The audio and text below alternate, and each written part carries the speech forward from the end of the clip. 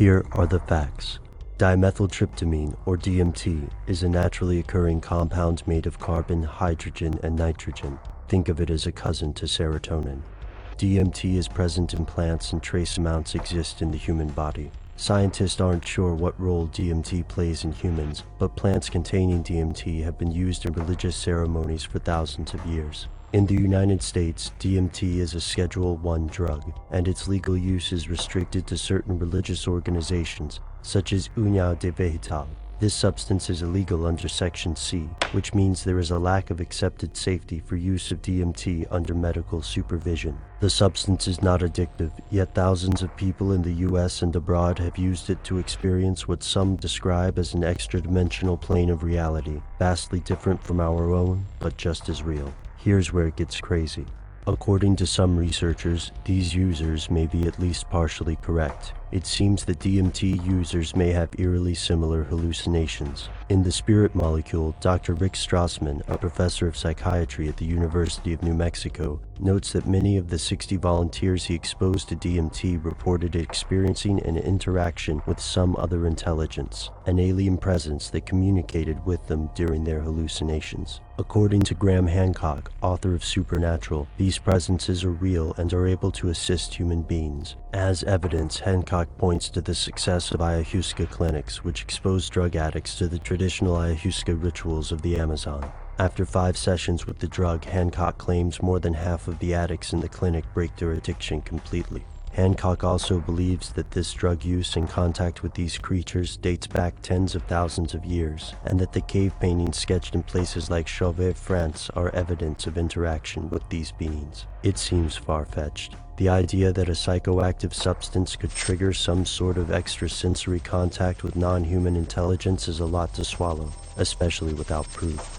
While conspiracy theorists and researchers like Hancock argue that the proof is all around the world in ancient religious symbols, the mainstream considers this wishful interpretation rather than objective fact. Professor Strassman is attempting to find the biological explanations for the effects of DMT, and he believes the answer may lie in the pineal gland. Strassman theorizes that the pineal gland may be the source of human DMT production. He also notes the great symbolic significance ancient religious art seems to place on the so-called third eye, which he interprets as the pineal gland. During his experiments, he noted that the common hallucinations of his patients paralleled near-death experiences. When he gave patients a high dose of DMT, the compound seemed to induce the mental state found in encounters with aliens and religious experiences. Strassman is continuing his research today, exploring the connection between these states of consciousness and the historical accounts of prophecy.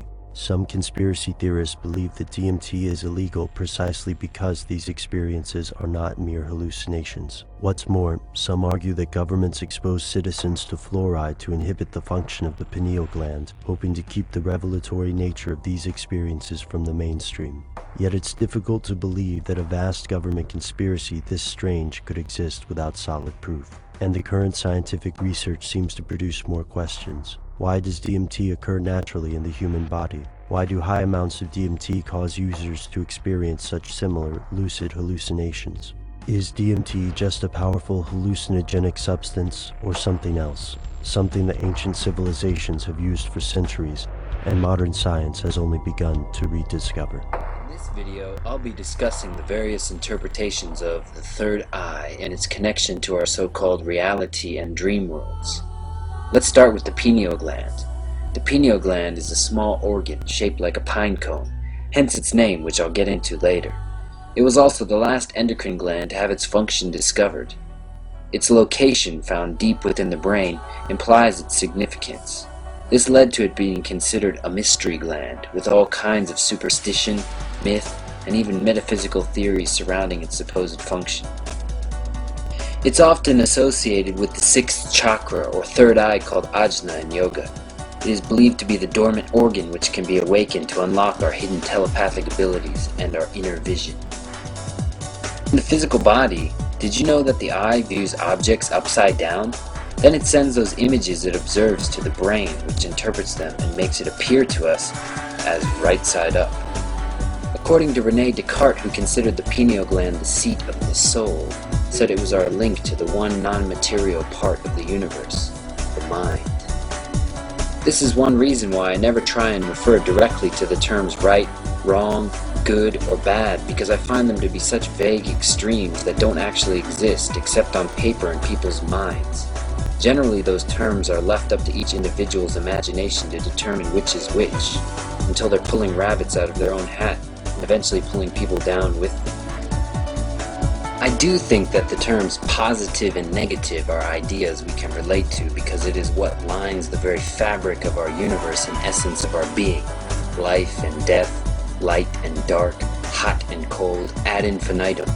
Since everything essentially came from the same singularity in space, it means you and all that surrounds you are an amalgamated, randomized, ever-changing interpretation of itself, perceptually aware of the countless randomized branches extending outward at any given moment, which when you think deeply about it, is actually a glance into the many faces of your true self. Some of those faces are easier to relate to than others. Some are frightening and hard to accept. Others are exciting. However, all of them are inescapably a part of you as the self-aware universe. I always like to equate it to walking through a hall of mirrors of the mind, introspectively looking into the different aspects of the conscious self in the grand sense of the word. Unequivocally, what you or I individually think from the finite constructs of the ego is a temporary charade, a masquerade ball we all buy into for a short time to give us purpose. On the other hand, if one peels their perspective back enough, past myself, yourself, himself, herself, their selves, ourselves, one would see that it is just a game we play with our collective higher mind. When we step back into the discourse of the duality, however, we collectively demonize and burn people at the stake to continue forward with confidence in a given random direction, as we perpetually find ourselves caught in the eternal dance between a 1 and a 0.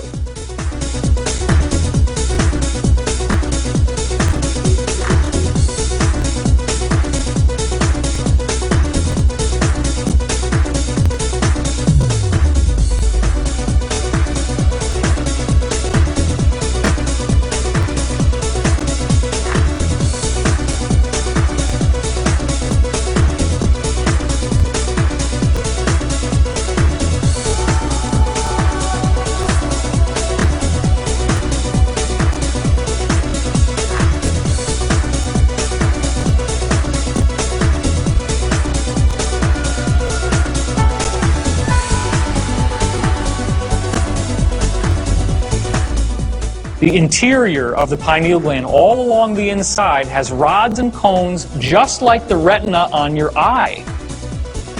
Do you think that maybe when they called it a third eye, that they knew what they were talking about? Do you think that an eye must have a cornea and a lens and all this vitreous fluid in it like we have? The fluid is there, but you just got the retina. So there's something that appears to be happening inside. It's like there's a little television in here, and you can actually get audio out of it, and you can get video out of it, and that video feed is being picked up by the rods and cones, and that's your imagination. That's the mind's eye. You actually have a retina. Have you noticed that when you visualize something strongly enough, that you really do see it? You can close your eyes, but you're still seeing things. This is where it's coming from. If you visualize something strong enough from your third eye, it becomes a reality. This is Mei, the kanji, for your third eye. Let's look at its construction. You see the wall-shaped crown, the sun, and the lid which opens up at the bottom. To help you understand it more visually, if you open up the lid to your crowned sun, I'll say it again, if you open up the lid to your crowned sun, that is your third eye.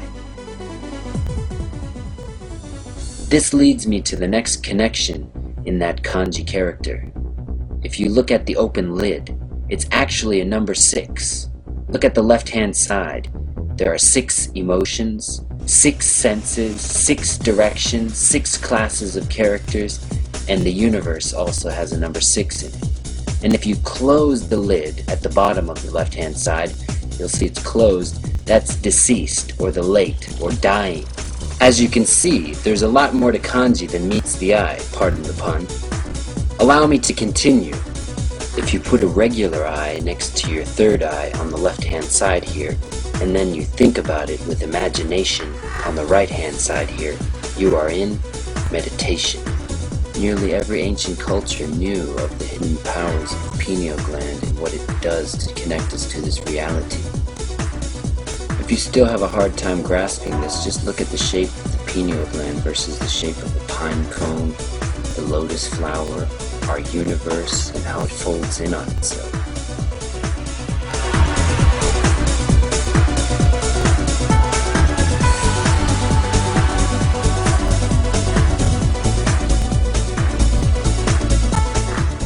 Again, this pine cone connection can be found in nearly every culture, as we see here at the top left, the Pope carrying a pine cone-like staff. In the upper right, Bacchus, a Greek god, carrying a pine cone staff as well. In the lower left, Buddha's head being shaped like a pine cone as he's reaching enlightenment. In the center, the statue found at the Vatican is a pine cone, taller than 2 or 3 people, one of the biggest found at the Vatican. This connection is unmistakable. The pharaohs, the Mayans, and nearly all the ancient cultures knew this connection of the pineal. Look at the lower right. You see the staff of Osiris carrying the pineal as well. The physical body of the pharaoh was rendered timeless, perhaps turned into an open gate, or perhaps a type of anchor. It was heavily supplied with all manner of spells, amulets, talismans, and other forms of magical protection. The strange practice of mummification still holds many mysteries. Why were some organs carefully preserved while the brain was scooped out and discarded? An unexpected insight into this question can be found in the work of Dr. Rick Strassman. His pioneering work has raised some very important questions about the pineal gland and its interaction with a strange hallucinogenic chemical known as DMT. Interestingly enough, Rick Strassman found this connection to Buddhism through DMT, and that being one of 49 days. You see, in Buddhism, 49 days after death is called bardo, and the soul hangs around for 49 days waiting for a new body. And in Rick Strassman's study, the 49-day connection was found with the fetus, and 49 days after conception, the presence of the pineal gland and DMT is found. This just further proves that the mystics, monks, and gurus knew what they were talking about when they thought about the third eye as the seat of the soul. Which really makes you think, those people we consider mental patients are crazy. Are they actually crazy, or are they seeing into higher realms of reality that we are not able to see under normal states of consciousness by unlocking this chemical DMT?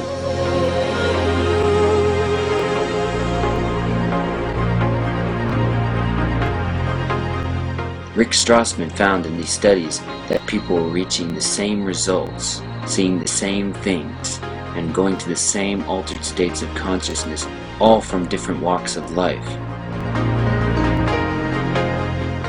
Don't you think, if you haven't already, it's time to start trying to unlock your third eye so we can finally start to turn this ship around?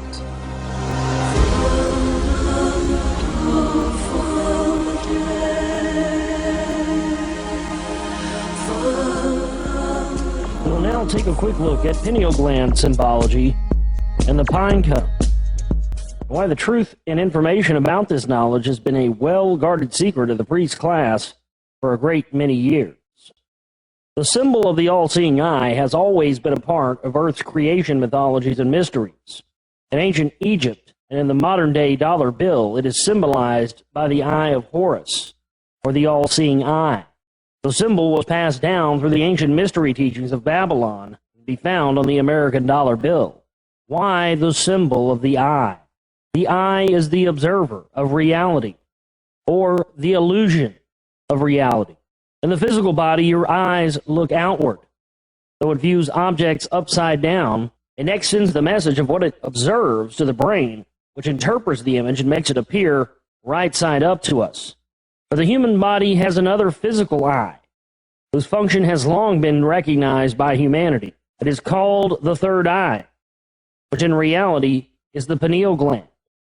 It is the spiritual third eye, our inner vision, and it is considered the seat of the soul. It is located in the geometric center of the cranium. The pineal gland is about the size of a grain of rice and is in the center of the brain. It is located in the geometric center in the brain as well. It is located directly behind the eyes, attached to the third ventricle.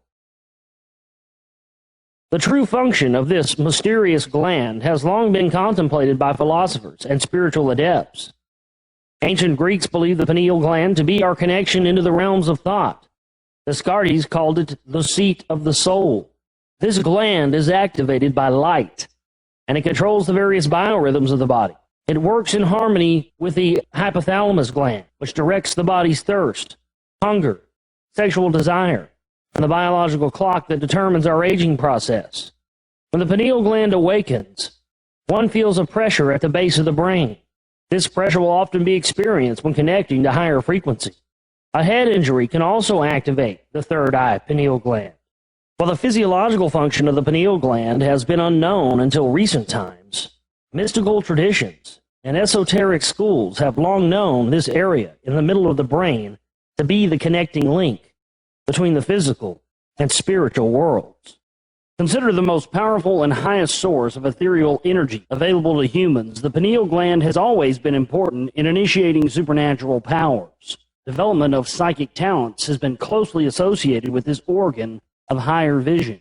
The pineal gland contains a complete map of the visual field of the eyes, and it plays significant roles in human functioning. With the pineal gland being a pine cone-shaped gland, we will now take a look at some of the symbology of pine cones throughout the world, symbolizing the third eye and the attainment and the restriction also of knowledge.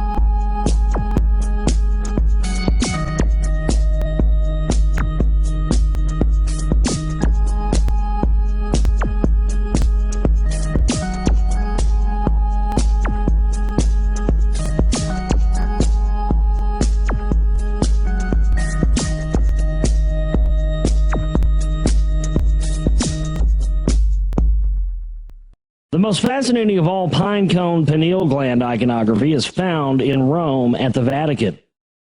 This is the largest representation of a pine cone found anywhere in the world and is adorned by two peacocks, which symbolize immortality and resurrection. Notice that the pine cone is green and undeveloped. This is symbolic of how the priest class wishes for our third eyes to remain, immature, unopened, and unable to see the true light and nature of reality. This symbol is an in-your-face reminder of the restriction of knowledge and the power of keeping mankind in a state of arrested development through the withholding of pineal gland information, thus keeping us from knowing the true nature of reality through providing us with false religions.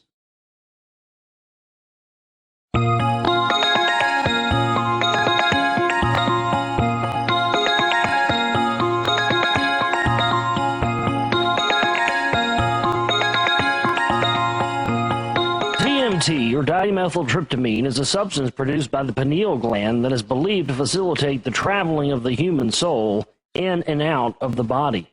The human body is flooded with this substance at birth and at death, and also the 13th week of gestation of a newborn child, coinciding with the Tibetan Book of the Dead, and what it refers to as the exact time when a soul can incarnate in a new body on earth. DMT has been associated with near-death experiences and shamanistic travels into the spirit world by its ability to take a person's soul into non-material realms of reality. Strange enough, DMT also has a cone shape when magnified underneath a microscope.